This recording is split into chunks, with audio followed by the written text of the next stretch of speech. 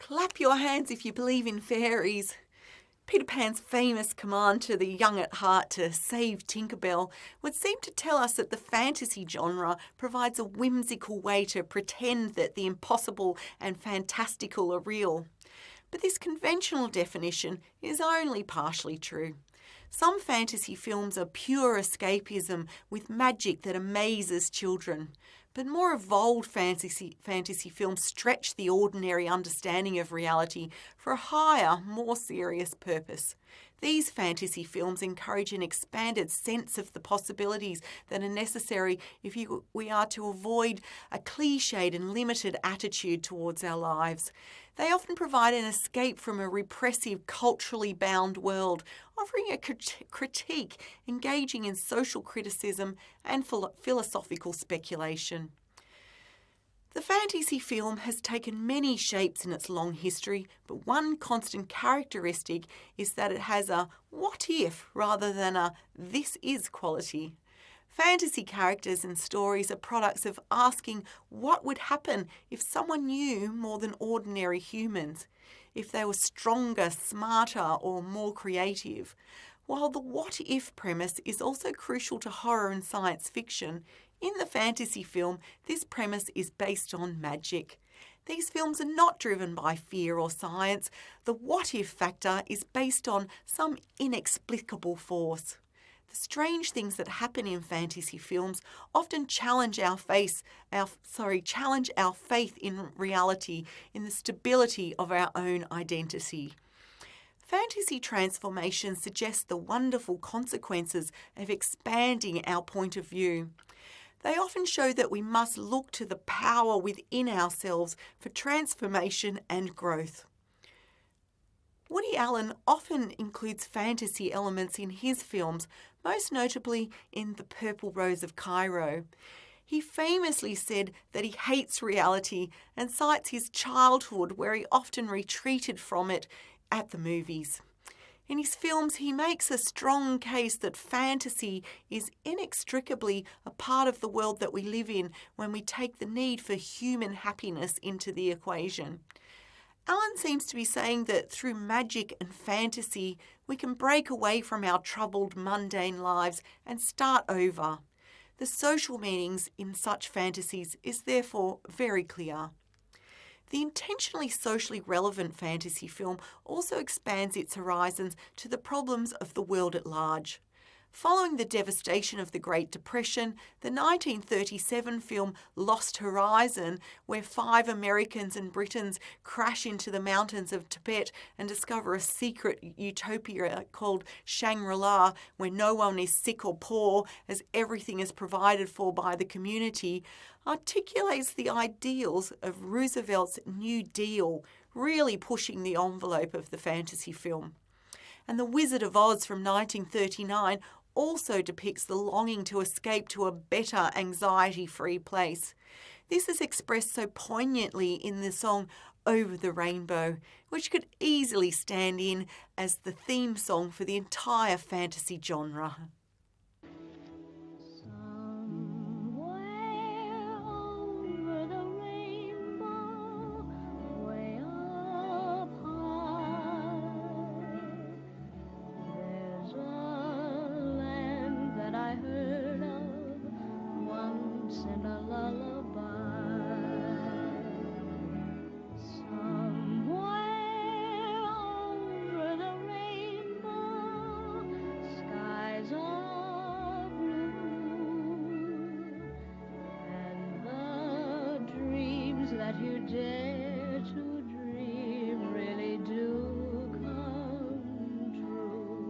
But Oz contains not only a beautiful fantasy land, but also imaginative components that spoke to people in countries across the world as their states began to lift them out of financial turmoil while facing a new challenge, the international storm brewing in Germany that would become World War II. Made at a time when dictators like Hitler, Stalin and Mussolini were rising, the film is eerily prescient in its gentle way about the danger of people putting their destinies in the hands of those who aspire to be all-powerful. The fantasy of this omnipotence has continued to be played out in many movies since Oz, though. The escapist fantasy of going beyond ordinary human limits has been popular for many decades. Think of movies like Freaky Friday and Big, where the protagonists get a chance to walk a mile in someone else's shoes. The boundary between fantasy and reality has steadily become a central issue in other popular and important fantasy films. Among the most provocative of these are Edward Scissorhands, Donnie Darko, and The Curious Case of Benjamin Button. Although certainly part of the fantasy genre, these films have an auteuristic edge. This means that the personal vision of the director is what really propels the story. In 1954, Francois Truffaut wrote an essay entitled A Certain Tendency in French Cinema. In this work, he claimed that film is a great medium for expressing the personal ideas of the director. He suggested that this meant that the director should therefore be regarded as an auteur. The director is really the actual author of the film. Like Woody Allen films, Tim Burton's views about the place of fantasy in modern life are embedded in Edward Scissorhands. It's a film about difference and the perception of such difference as dangerous. Here's a clip from the film.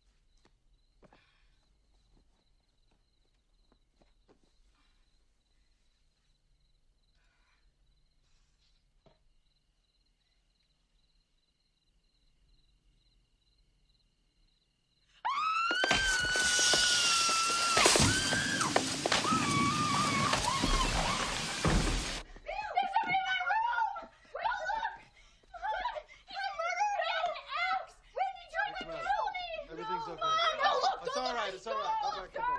Go back to bed.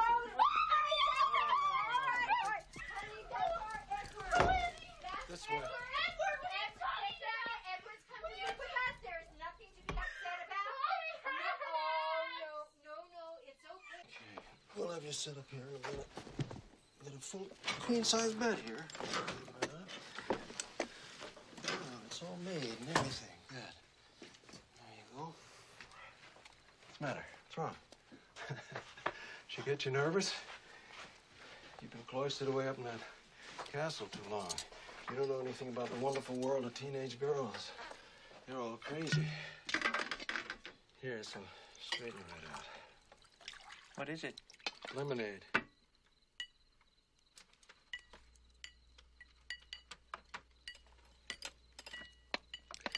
I don't know what it is. They reach a certain age, they develop these gland things, their bodies swell up. They go crazy. And so you can see that difference can be frightening for some, but for others, there is no perception of threat at all. Burton challenges us to think beyond the conformist ideology of reality. Far from luring us away from life, fantasy can actually make us think of ways to make for ourselves a new reality, a much better reality. Fantasy films seem to be telling us that life is what we make of it. These days, that capacity for fantasy films to stretch the boundaries of reality have gone even further. They take us to another world, but give us stories that are entirely familiar and reflective of our real-world condition. Films like the Hunger Games trilogy take us inside a dystopian, futuristic reality show. There's a sophistication to the films, according to Wes Bentley, who plays Seneca Crane, the head game maker, think reality show director in the Hunger Games. He says, in the end, it's about rebellion, government oppression, and survival. But it's also very obvious that this reality is choreographed, that it is directed, that Seneca Crane is the author of the games. The degree to which the hero Katniss is aware that she has to play to the camera if she wants to survive is a very important part of the films. The games don't just happen, the conflict isn't merely organic, the interaction between competitors throughout the entire games from start to finish drive the action in the game. And this action is constructed by the head game maker for the benefit of himself and the influential members of society. But Katniss uses her awareness of this to create her own reality. Attention, attention, tributes. There has been a slight rule change. The previous revision, allowing for 2 victors from the same district, has been revoked. Only 1 victor may be crowned. Good luck, and may the odds be ever in your favor.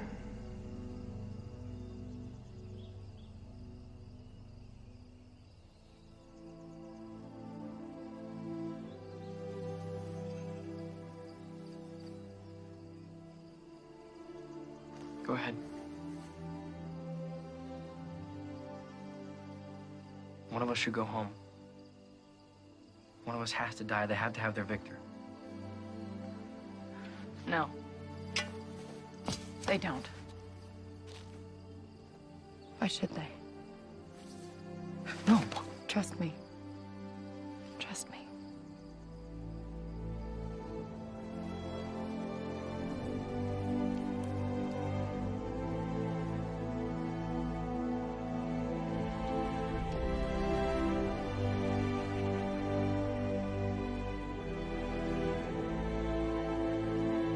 Together? Together. Okay. 1, 2.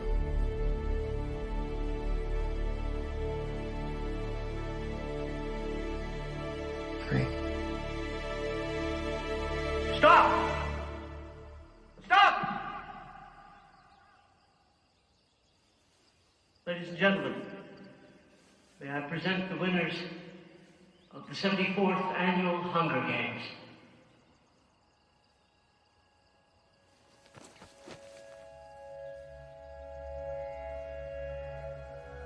In many ways, fantasy films show us the perspectives of the various actors in these other worlds and expands our own reality. We begin to think that what if creating our reality is less about making ourselves feel safe, protected and in control, and more about trusting that we can be happy and at peace with the uncertainty of life no matter what occurs? That we can create our own peace despite the anarchy of our world. We see that fantasy films have come a long way as the magic of CGI has made it possible to present highly sophisticated otherworlds that appeal to audiences of all ages.